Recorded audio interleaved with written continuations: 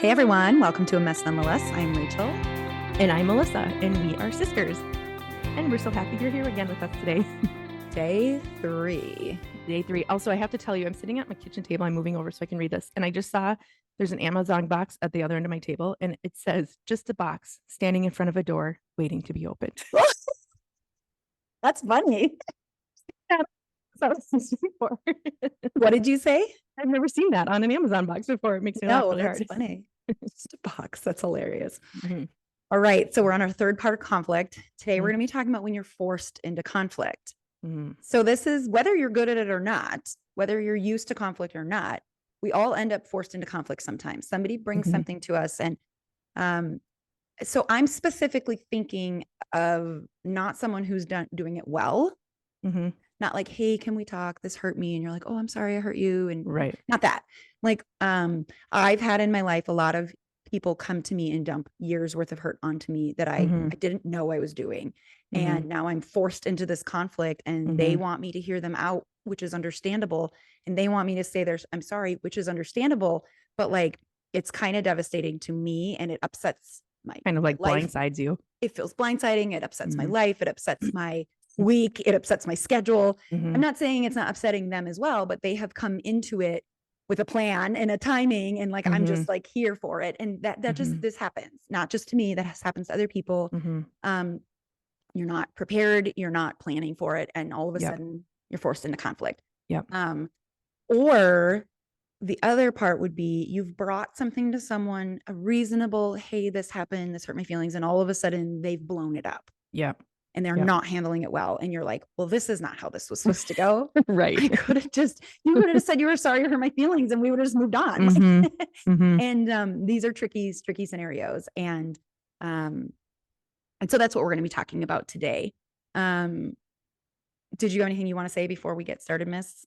No, it's an interesting topic because I've been thinking a lot about where I've been forced into conflict, and I know it's happened many times, and I'm having a hard time narrowing my thoughts down. So I'm going to let you talk for a little bit. Well, a couple verses regarding this topic, I would say. I don't know that they're talking specifically about this topic, but they are what I kind of hold on to is one from John 8. If you hold on to my teachings, you really are my disciples. Then you will know the truth and the truth will set you free. And I have to remind myself when someone is frustrated at me, or maybe it's unfair. Like Melissa, you talked about your work situation recently where it's like, it really wasn't, it's not really what people are making it out to be, but here you are in the middle of it. I just remind myself, it's my job to know the truth and the truth will set me free. Like the truth will come out at some point, and it's not always my job to expose it, defend it. It's my job to know the truth and to hold on to Jesus' teaching and to focus on him. And then there's a verse in Philippians I just love, let your reasonableness be known to everyone. So like how you respond in conflict matters immensely. I've done conflict really, really well, and I've done conflict really, really poorly. Same. And I'm sure you are listening and you could agree. Now, maybe you've never done it well. Probably done it poorly. I'm sure that is true. That's just kind of a fact of being a human. That's exactly it. And so maybe you're like, I've never done conflict well. Well, now is the time to start.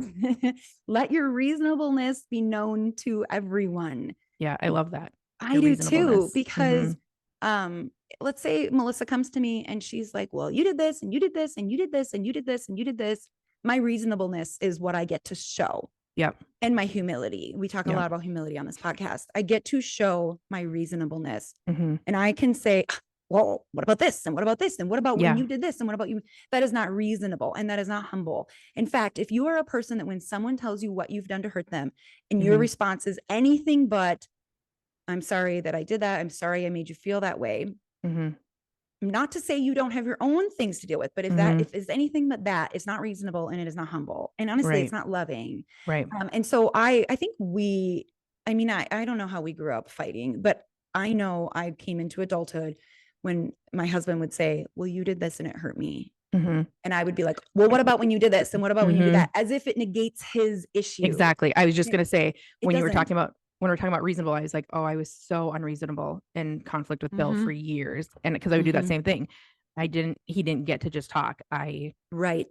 To make sure he knew all the things he had done to hurt me too. Exactly. And so I always teach my kids, when someone brings a grievance to another person, the other person's job is to listen and respond to that grievance. Yeah. If that person has their own issues, Yep. that's a separate conversation. Right. And they need to bring that conversation to the table. They don't get to just, well, now I'm going to dump on you because you brought something to me. They can say, hey, when we're done with this, I actually have some things I'd like to talk to you about as well.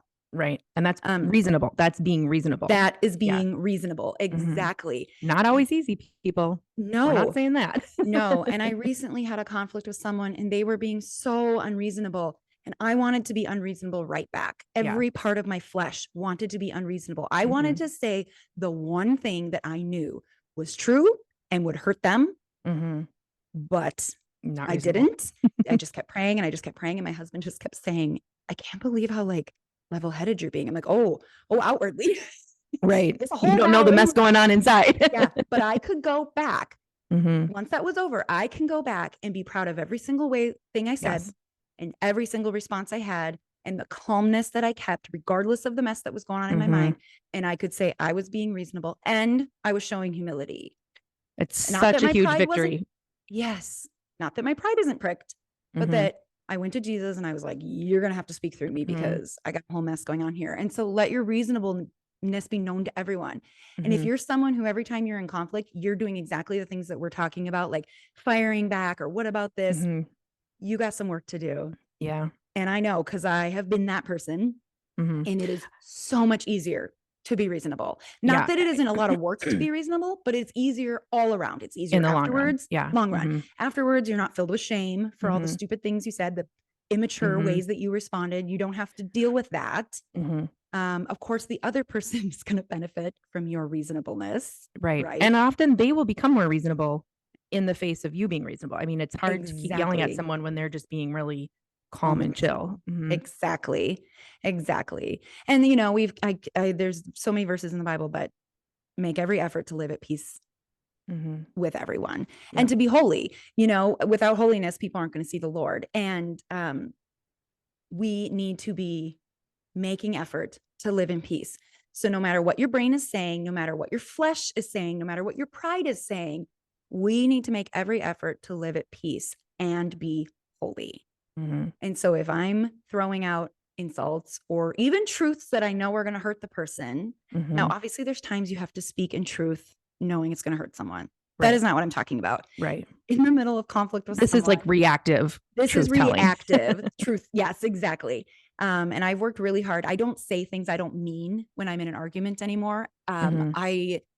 I don't know when I got that under control, but I did. And it's amazing because I never have to go, I didn't mean that. I shouldn't have said that. I never have to like be accountable to that. But that doesn't mean I can't say some truth telling at the time that I know will hurt someone. Yeah. Yes.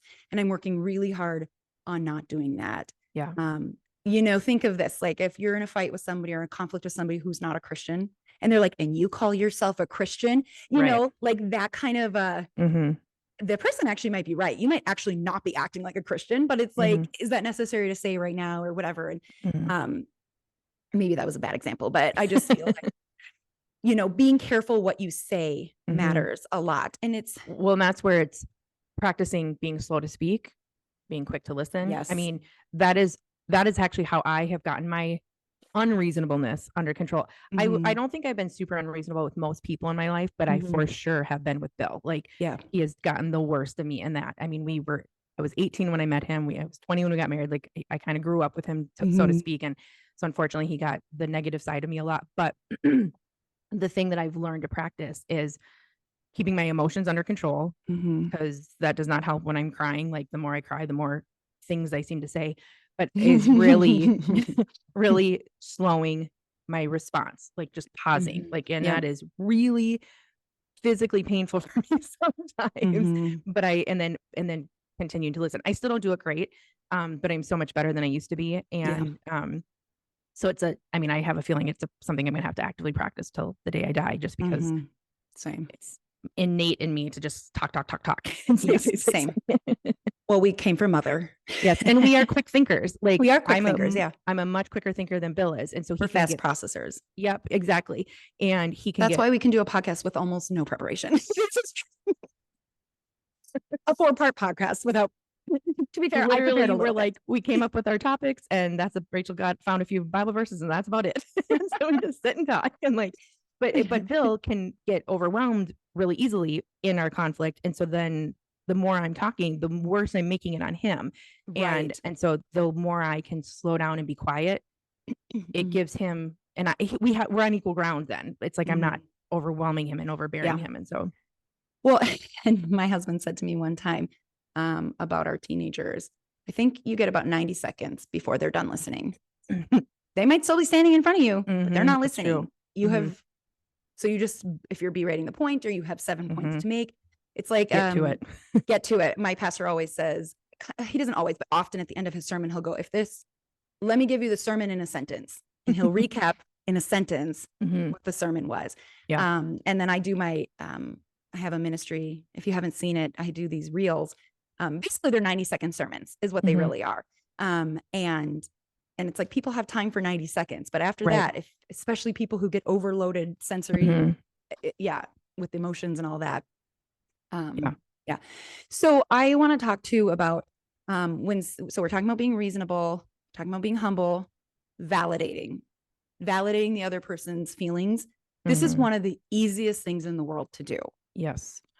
It might not feel like it, but it is, because someone can come to you and say, simple. It's not necessarily easy. Yeah, that's a better way to say it. It's simple. It's one of the simplest things to do. Someone could come to you and say, you hurt me when you did this, this, this, and this. And you could be like, I technically didn't do anything wrong. Yeah. And that person might even in logic agree. But at the end of the day, their feelings were hurt. And it was because of you. Yeah. And so it is really shouldn't be difficult to say, I'm so sorry what I did hurt your feelings. Right. And not in a gaslighting way. Because I've heard recently, like, it can be gaslighting to be like, I'm sorry that you feel that way. Right. That's not what I mean. I mean in a loving way. You're sorry that you hurt them. I hurt you. Exactly.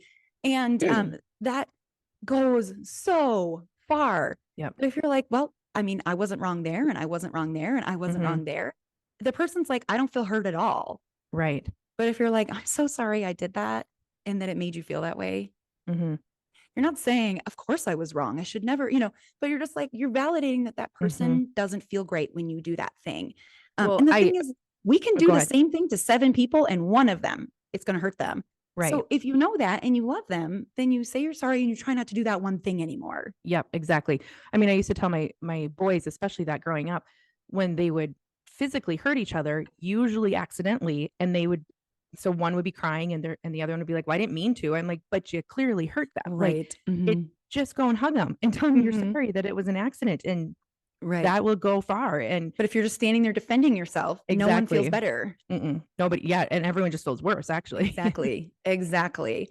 And I would say it's not that there's never defending yourself. That's the thing I think we should talk about next, but it's not that there's never a time where you would go, I think you misunderstood that situation. Yes. And quote unquote, can I explain it? Can I explain it? Yeah. But if your primary objective is to defend yourself, right. Well, let me tell you why you're wrong and I'm right. There's no humility in that. And that's not loving and that's not grace. And there is absolutely time to explain your side of it, because like the thing that you mentioned, I have talked a few weeks ago about a conflict I had at my work. It was a complete misrepresentation and misunderstanding of everything. And so with each person, I talked to them, I apologized, but then I said, can I explain why this happened on my end? And they were like, oh, that makes so much sense. And it was completely just got out of hand. Like, it was just like something started and got out of hand, and it wasn't, I didn't do anything wrong, because I didn't do anything wrong. It was misinformation that I was going off of, whatever. And so that was necessary for the healing of those relationships in that moment, but it wasn't in defense, it was an explanation. And I feel like those are two different things. Yeah. If we're defending ourselves, we are only worried about us looking right. Yes. If we're explaining ourselves, we're making sure that there's healing in the relationship. Yes. Do you agree with that? Yes, I absolutely agree with that. And if Mhm. I go to someone and I am looking for an apology, it's not that I don't also want an explanation, because sometimes I'm Mhm. like, how did this How did this happen? happen? Yeah. Yeah. And when they explain, it's like, oh, I understand that, but I Yeah. don't just want an explanation. I do want them to validate my feelings. Right. Exactly. So, Mhm. okay, I think we should wrap this up to keep them Mhm. mini. I forgot to pay attention to the time. So, for all I Yeah, we know, it was keep doing that. 45 minutes. It is Just not. kidding. I know. Do we have a challenge in this for next time you're forced into conflict? Honestly, I guess I'm going to say, I think Yeah. my challenge would be remember that verse, let your reasonableness be known to everyone, Yes. and Yes. meditate on that and recite it over and over and over Mhm. every minute of the conflict Yeah, it's as much true. as you can. Yeah. I don't know if you guys do that. I like when I am actively in a conflict with someone, especially one that I'm unsure of how to handle, I'm talking to God the entire time in my head. Like Mhm. somehow I can talk in my head and talk out loud. Same. We're so talented. And it's just necessary for me to get through it. So yeah, I'm reasonable. I love that word. All right, you All guys, we'll right. see you tomorrow. Yep. Bye. Okay, bye.